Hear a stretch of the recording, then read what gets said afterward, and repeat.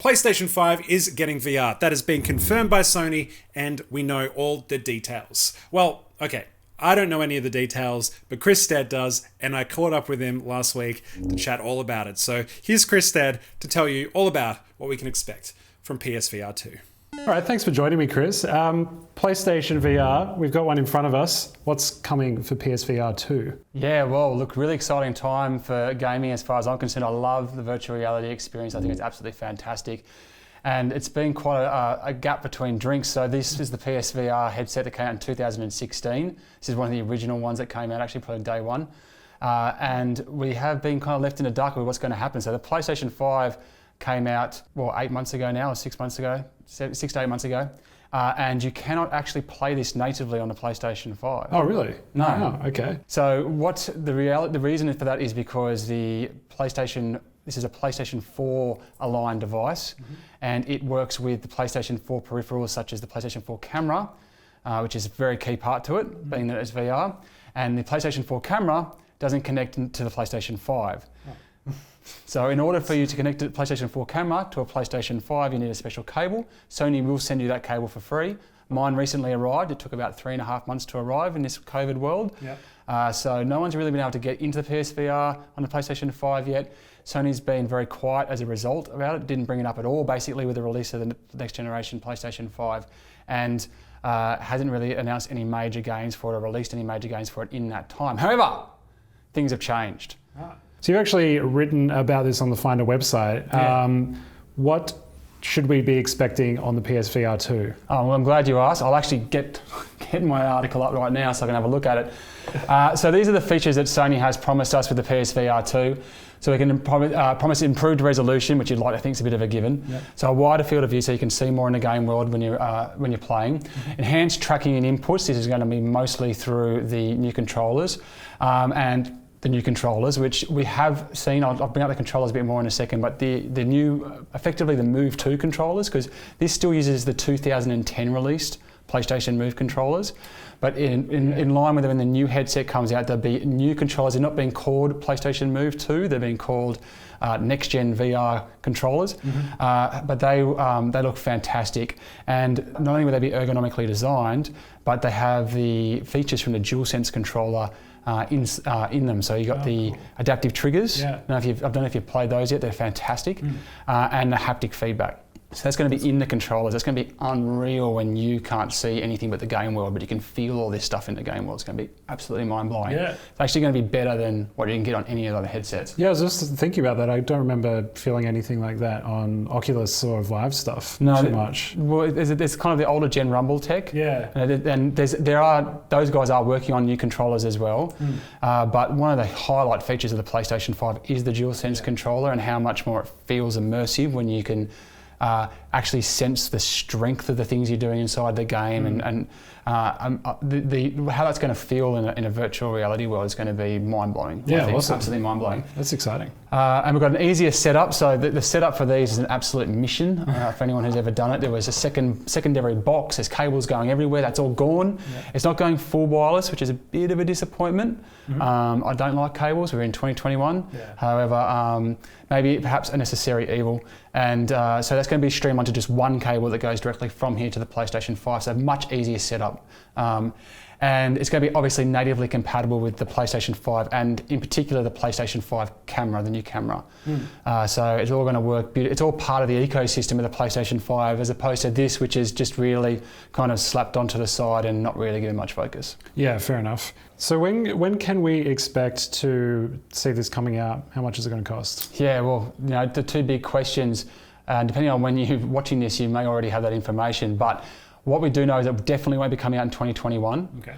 So it's going to be a 2022 project in all likelihood. Obviously, the COVID delays that we're seeing on a lot of products that are affecting things, they can't even get PlayStation 5s into the market right now, so they're probably not producing a huge amount of headsets. So while 2022 is probably a target, the likelihood is that there's a likelihood that it might get delayed, which would be unfortunate, but possible. And in terms of the actual price range, look, obviously there's nothing to go with at the moment. We know that those top-end, high-end other headsets for the PC, they're coming in over $1,000. When this came out, it was priced around the same as the PlayStation 4 at the time. It was a mid-generation release, so the PlayStation 4 had dropped in price. And again, if this comes out in 2022 or 2023, the PlayStation 5 theoretically will have dropped a bit in price by then, and this will probably be somewhere around that price. So in Australia, I'm expecting that could probably be around the $600 to $700 mark. Right. So if you want a Sony VR setup, you're still looking at like $1,200, maybe around that sort of thing. Yes, which is still a hell of a lot cheaper than buying the headset for a PC, the top-line headset for a PC, and the high-end PC that you need to run it. That's a good point. Yeah. Okay. And there's obviously a lot of games available now for VR as well. So the game side of it's quite cheap. In fact, PlayStation, if you're onto it, if you think you're going to get PlayStation VR, the PlayStation Plus program has been having, and the Play at Home program has been adding VR games for free that you can download now. Yeah. So get ahead of the game and get those downloaded in the months that, or at least add them to your library, so that when you get VR, you get this huge library to play straight away for no cost. What's your read on the PSVR? Do you reckon it was a success? Is this why they're having a second go at it? Well, it wasn't a relative success in that I think Sony said they've moved about 5 million units since the 2016. When you're looking at a console that's sold over 100 million units worldwide in the PlayStation 4, that's not a great percentage. However, it did come in mid-generation. It has lived a lot of its life, I guess, in COVID, where people aren't spending money. And it's very much first-gen tech, So like there was, like I said before, it's using the PlayStation Move controllers from 2010. It's got old technology in that regard, and that second wave of games that really started coming really started to step things up. It's really started to get really some good quality games. Yeah, right. You can play Elder Scrolls Skyrim in VR. You can play Doom in VR now. There's games like Astrobot, which are really mind-blowing. Even some of the original stuff that came out on VR, like Resident Evil 7 was enabled on this. Star Wars Squadrons, you can play that on the PSVR as well. So there's the library of games is really good. They're obviously ready to go back in. And the biggest thing that held back the PSVR 1 was that the PlayStation 4 just wasn't strong enough. Fair enough, yeah. And that's now blown out of the water because the PS5 is strong enough. Yeah. So the PS5 can deliver like the quality that this couldn't quite reach, which may have held people back a bit. So that's a step up. And look, Xbox doesn't have one. And it's a point of difference. It's a new generation. There's an opportunity to get, hopefully it doesn't roll out to 2023. But yeah, I think it's still a point of difference for Sony. And once you play it in VR, once you play VR, there's almost no going back. Yeah, I didn't get much hands-on time with this the PSVR over its lifespan. It was actually the first VR I tried. It was EB Games Expo 2015. They were like showing it off for the first time in Australia to the public, and you had to sign up and explain why you deserved to test it out because they only had a limited amount of time for everyone. Yeah. And first VR experience ever, and it blew my mind. There was shooting from a car. There was an Avengers thing. It was awesome. But since then, I haven't touched it. I'll tell you a quick anecdote from E3, which happened. They just brought this out, and they were just showing it to media for the first time. So it wasn't actually out yet.